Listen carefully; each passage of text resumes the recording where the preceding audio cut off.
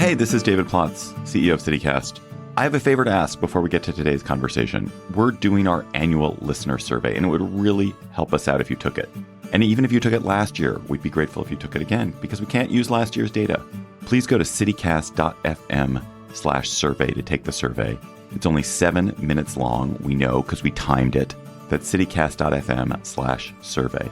And when you take the survey, you'll also be eligible to win a $250 Visa gift card and CityCast swag, that great CityCast swag. citycast.fm/survey.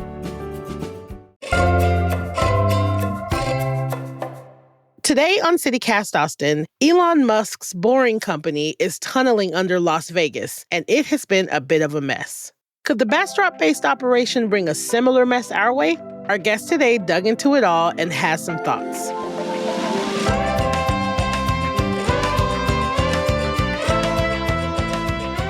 It's Tuesday, January 28th. I'm Nikki Devon, and this is what Austin's talking about.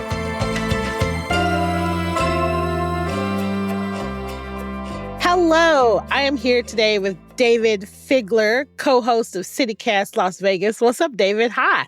Hey, Nikki. I am so excited to be here. So I'm having you on today because you recently reported on the tunnel system that Elon Musk's Boring Company is constructing with a lot less regulation than it would be if it were publicly funded. And I gotta say, I am obsessed. I have read the article twice because I was like, the first time I was like, I'm sure I missed something because this is a little crazy. Do you think that that's something that's only possible in Las Vegas? Right now, it seems like it is something that could have only happened in Las Vegas, especially, and let me just give a shout out. This was a collaboration between CityCast Las Vegas, a fantastic environmental reporter named Daniel Rothberg, and ProPublica. So it did make some good national waves. And what we found in that investigation and all the research, and we had spent months and months and months on this, almost a year, Wow. was that it got turned down in other cities for one reason or another. Like they were trying to do it in a lot of different places, Baltimore, D.C., Chicago, parts of Texas, and L.A. was the big one. They were going to, solve traffic in L.A., which is notoriously, maybe one of the worst in the world. And you could draw your own lines on this, but, whenever they ran into the requirement to do environmental reviews and things of that nature, they just sort of packed up shop and tried it in another location. And the elected officials in all those places were trying to bend over backwards to find exceptions and workarounds and stuff. But the citizens spoke up, especially in LA.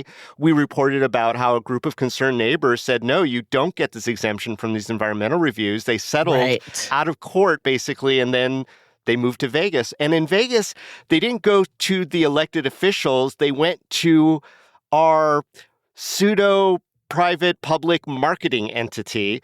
It's funded by public funds. It's funded by tax revenues, but they kind of live their own life and they run our conventions. And so this started as a very modest, people mover around the big-ass convention center. And now they're talking about 68 miles of our city. Right. It's almost like they tried to see how much they could get away with in each city.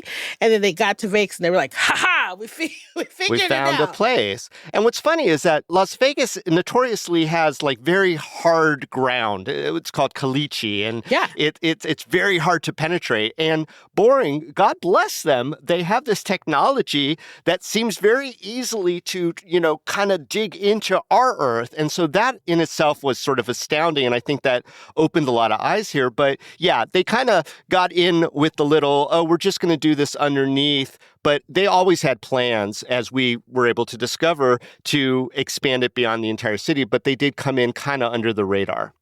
The old bait and switch. Listen, it's so funny. Yeah. A little bit. It's funny because Austin, we have our, caliche is limestone. Mm-hmm. So we have a really hard underground too. But I'm just curious, do you think it could happen in Austin? Because we already have Tesla. He's already kind of tried. I just don't see, because it was your visitors board or something like that, the convention board, right? Yeah, that's our marketing entity, the Las Vegas Convention and Visitors Authority. They are responsible for attracting people to come to Vegas. And so they, sponsor and help along all these big spectaculars. They were involved in the Raiders Stadium and what is soon to be the A's Stadium because they're moving there. They do F1, the rodeo, like all these big events. But this is a transportation system. So this is a little out of their, breadbasket. Exactly. That's why I'm so and they didn't have to inform the public. Not the same level, right? So a lot of their stuff would require certain licensing, but what they were doing is that a lot of the licensing was under names of entities and projects that wouldn't capture the public attention. Okay. So, in contrast, we have a really big transportation project happening from our Regional Transportation Commission, which is a public entity on our roads. Expanding bus rapid transit. They had so many public forums, town halls, open houses.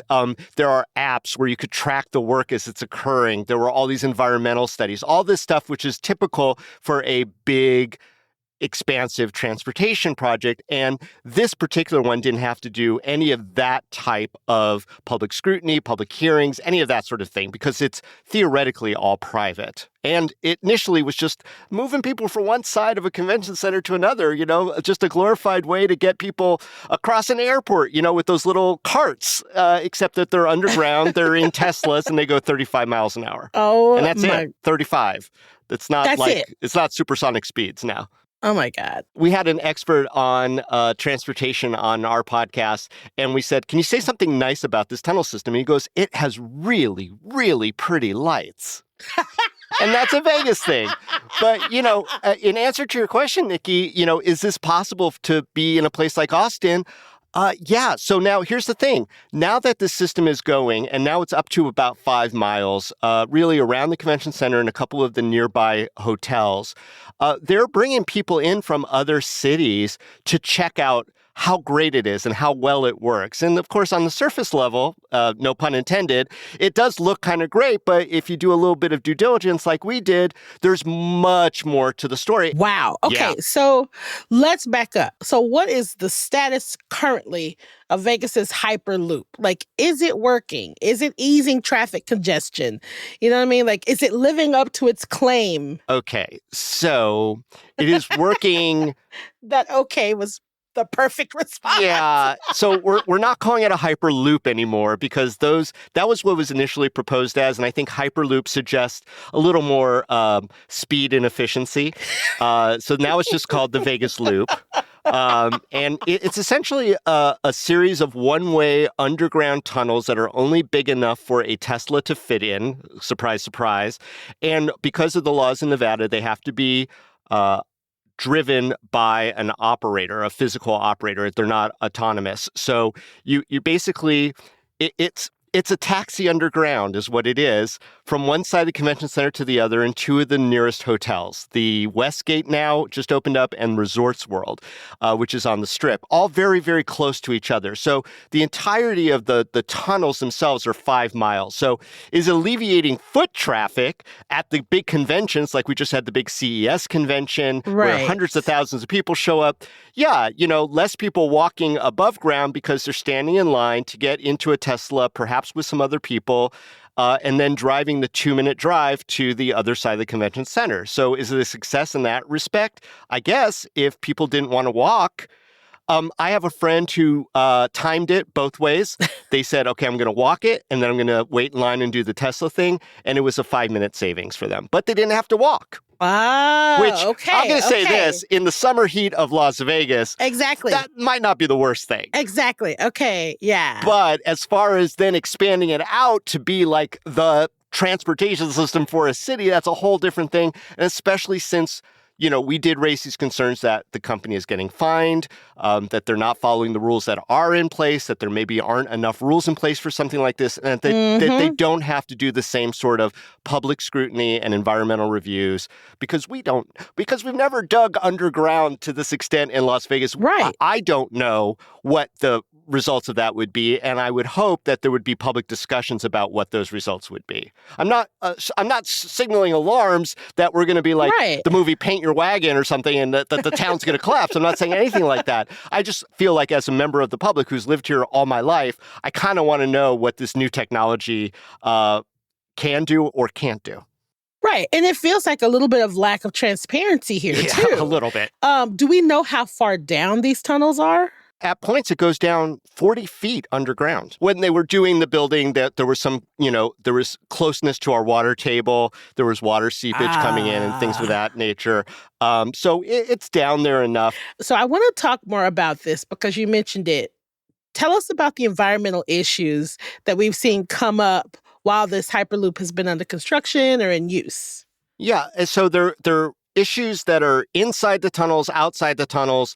So in our reporting with ProPublica, we found that they had installed tunnels without permits to work on in county property at least 2 times, that the state and local environmental regulators documented that they were dumping untreated water into the storm drains and our sewer system. At one point, they did get a cease and desist to do that. And the thing is that, this is a process where they're removing lots of dirt too. It's not just the digging. It's akin to a mining operation, but though it's much smaller, it's in the urban area.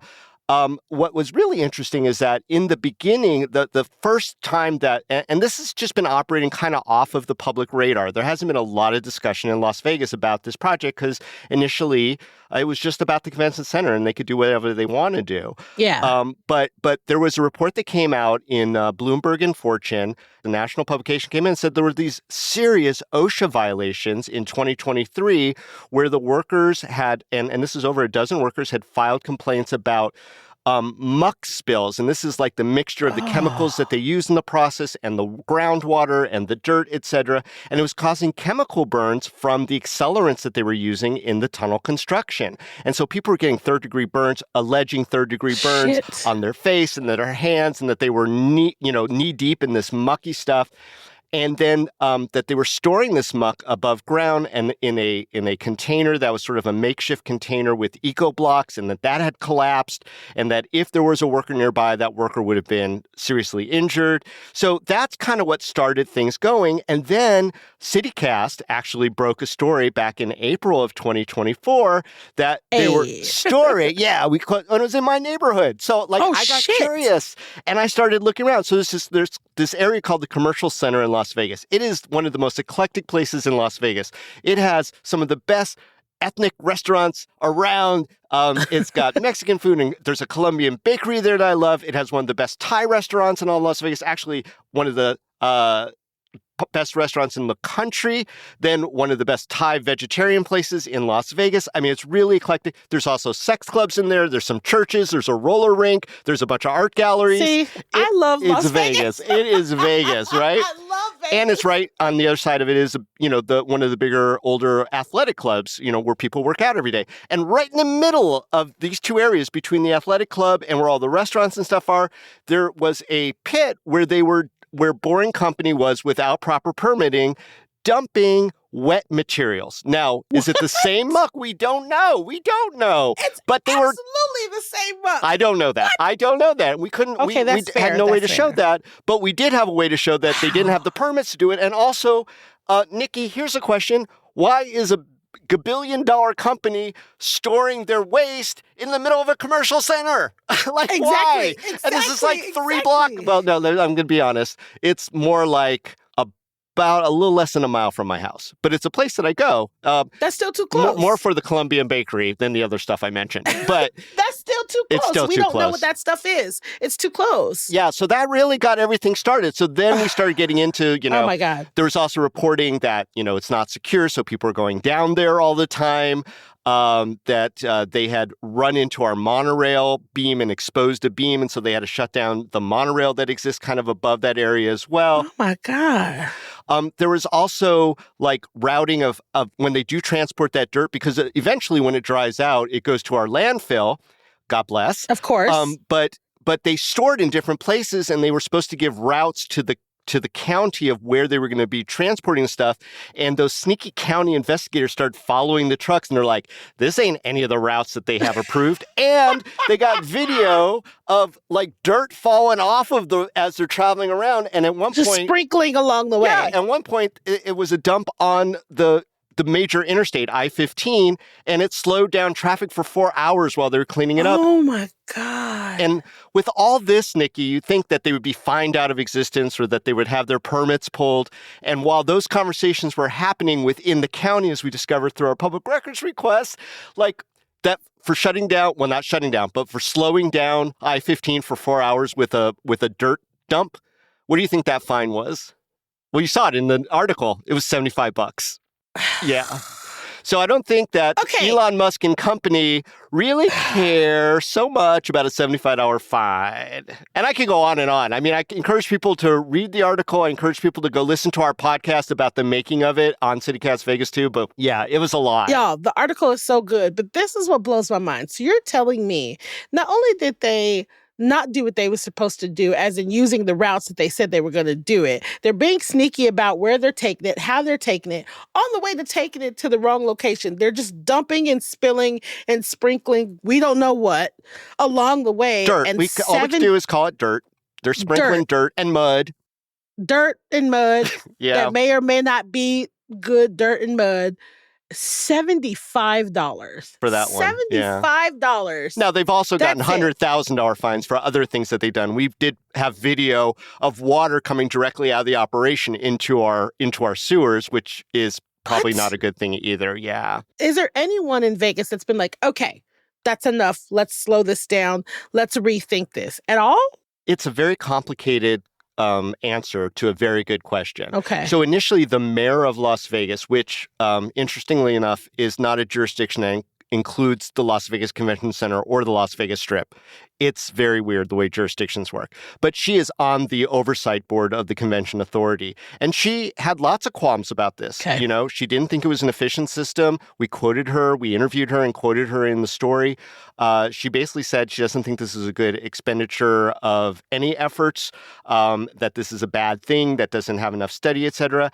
But then she ultimately voted for it because she sort of said, look, the casinos are our lifeblood, and they have a bit of FOMO that if the magical way to easily transport people from one casino to another, or more importantly, from casinos directly to the airport and back without all the traffic, can happen, they don't want to be left out. And so they put, I don't want to say pressure, but they exhibited, and they are a powerful entity, as you can imagine in Las Vegas, they exhibited a lot of interest in allowing this project to go forward, especially since theoretically it doesn't involve public funds. Now, we could have a long debate, Nikki, about the opportunity cost and the value of giving away right-of-way underneath the city for free, or not taxing them on different things. But whatever that is anyone going to speak up? Well, we're hoping now that there's more attention on this project that lived up to its name, boring. I mean, it's like multiple puns there, right? That's not really so boring anymore to anyone, and people are in fact talking about it. Now, look, there is still oversight, obviously. They have to comply with fire codes and building codes and things like that. But, one license that they did have that was sending people down there on a regular basis to kind of check out the Teslas, check out the tunnels, make sure everything was moving smoothly. It was under something called an amusement and transportation license, which makes sense. I mean, while it does cover things like our big Ferris wheel, the high roller in Las Vegas. Anytime you have vessels transporting people, that's the kind of license that you would get. And Tesla said, oh, it's too arduous. Can you get rid of that one too? And the county kind of bent over and said, okay. And there wasn't any real discussion on removing even that layer of supervision. Oh, my God. Yeah, so it's really rough. It's like they're using the basic oversight that any business would have and nothing that's seemingly very specific to this very complex transport system. And will that change? I don't know, because we did find county bureaucrats who are sending emails to their bosses when do we pull the plug? They obviously don't want to play by the rules. We don't know what they're doing in a lot of these things. The county even told us when we asked, where are the storage areas for all this above ground dirt? And the county's told us, we don't know. Okay. This is crazy. And Tesla wouldn't respond to any. We kept asking them because they don't have to. So we repeatedly reached out to the Boring Company for any kind of response, and they give it to us. In fact, I even went there with a no surprises letter on their door. I knocked on the door and I handed it to a messenger, but they never responded to us. We got pickup quotes from Elon Musk from places like the Cato Institute and other places where he had given speeches on topic, and so we pulled it from that.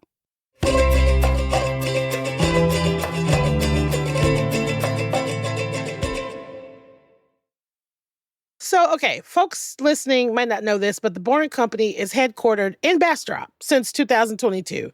And it has already tried to build a tunnel at the Tesla Gigafactory outside of Austin, and they got fined by TCEQ, which is the Texas Commission on Environmental Quality, like $11,876, right? So, but here's the thing. Musk has said he believes that the government should stay out of the building process and then just impose fines later if anything goes awry, which is what he said. But it seems clearly, the fines are not something that he's worried about.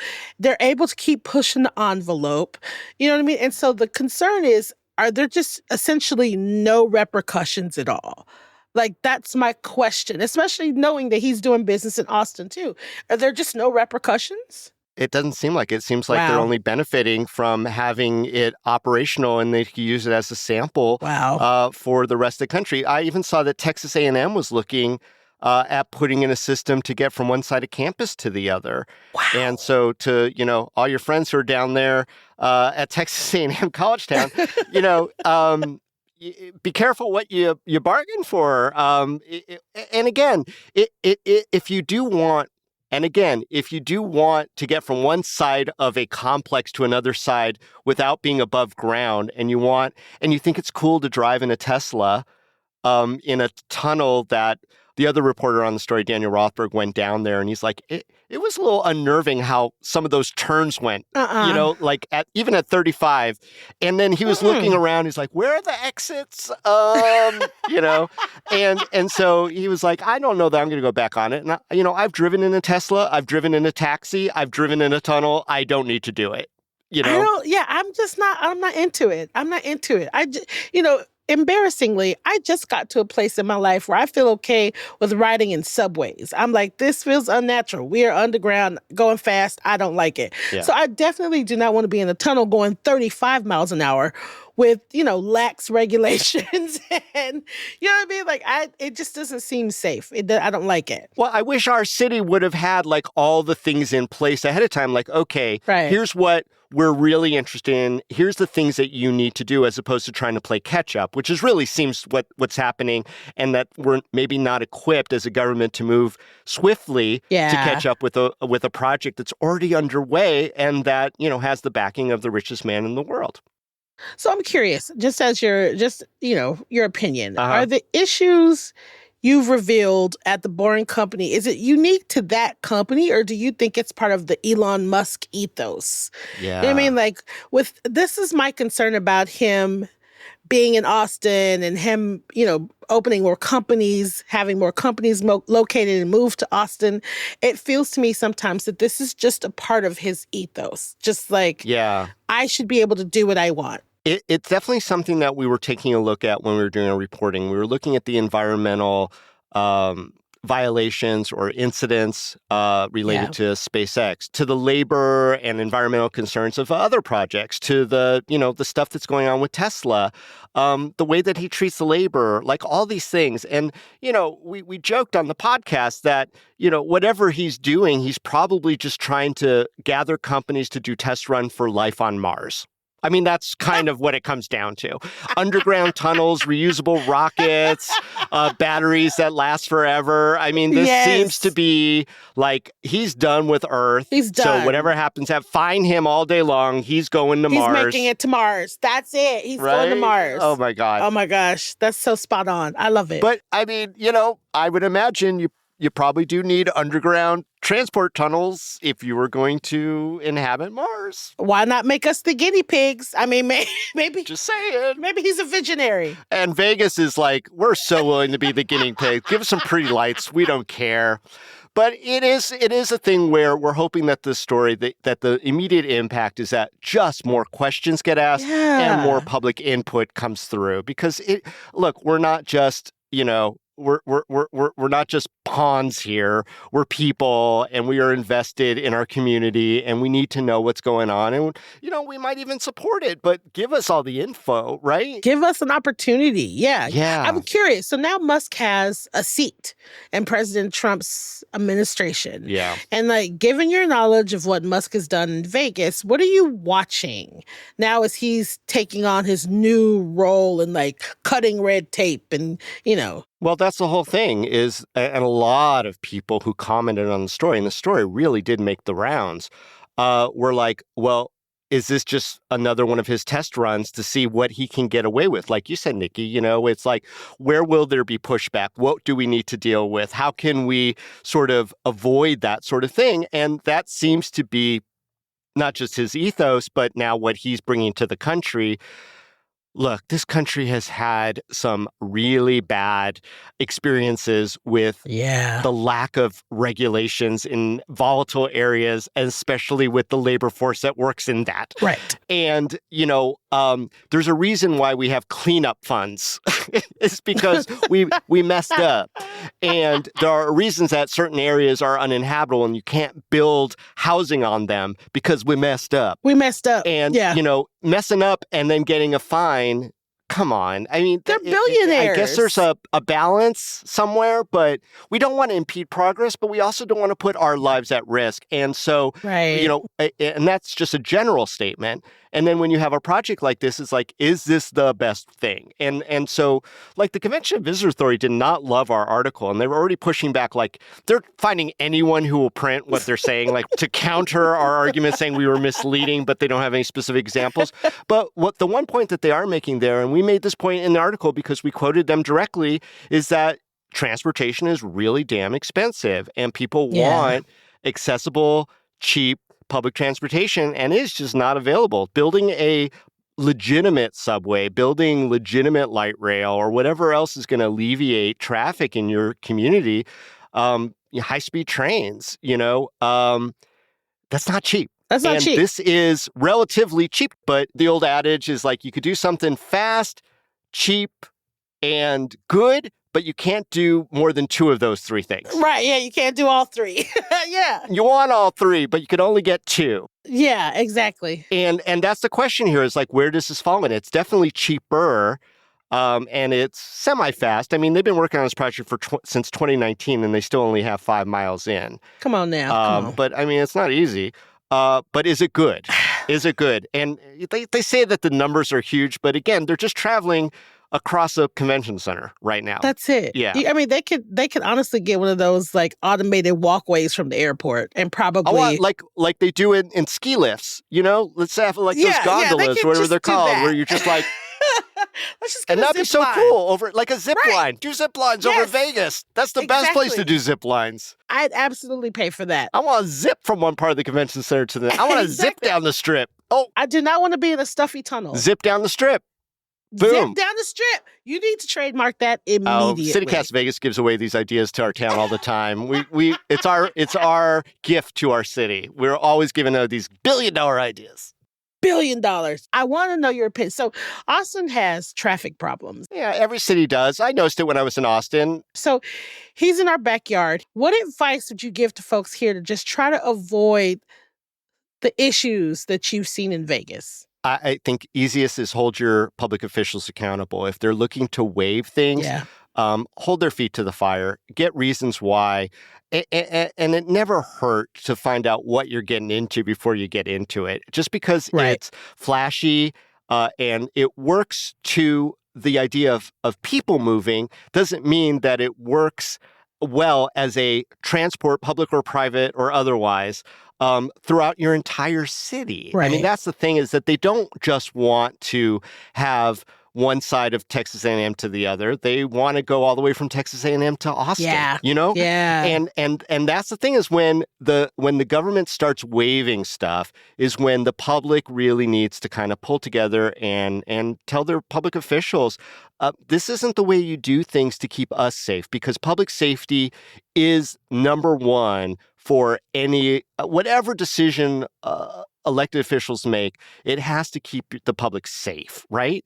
And so that's just fundamental. In Chicago, Mayor Rahm Emanuel tried to say, oh, we don't need these regulations, but people pushed back.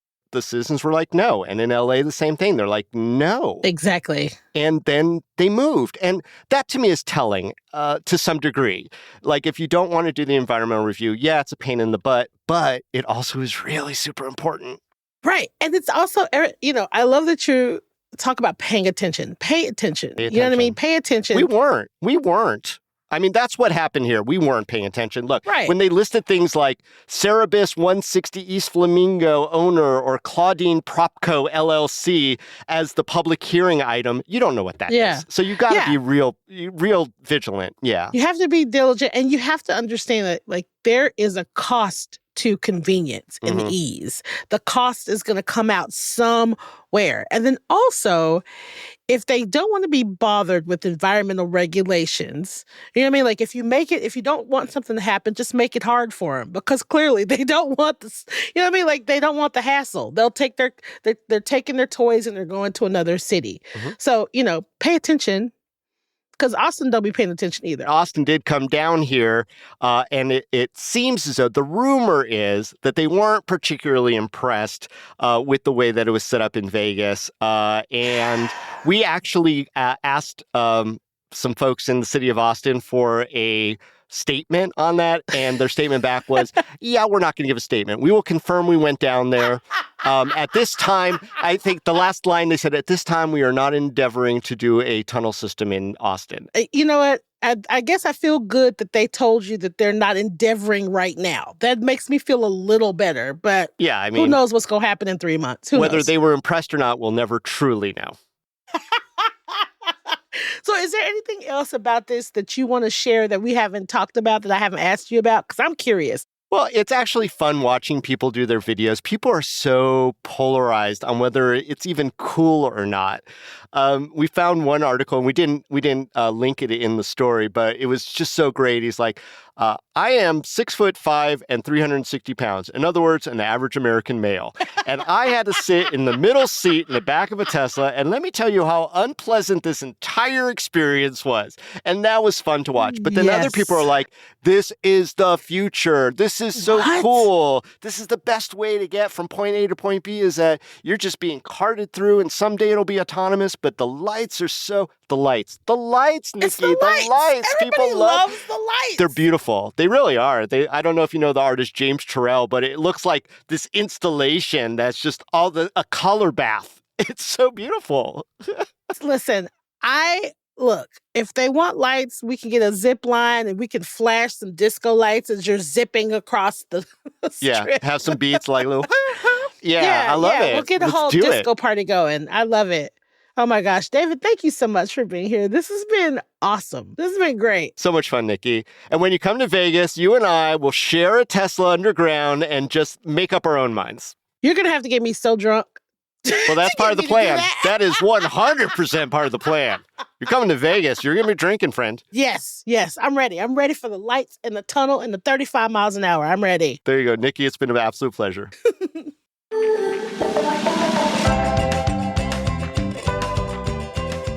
That's all for today here on CityCast Austin. You can find links to David's reporting in our show notes. If you enjoyed the show, why not tell a friend, rate the show, leave us a review, and subscribe to our Hey Austin newsletter. We'll be back tomorrow morning with more news from around the city. Bye, y'all.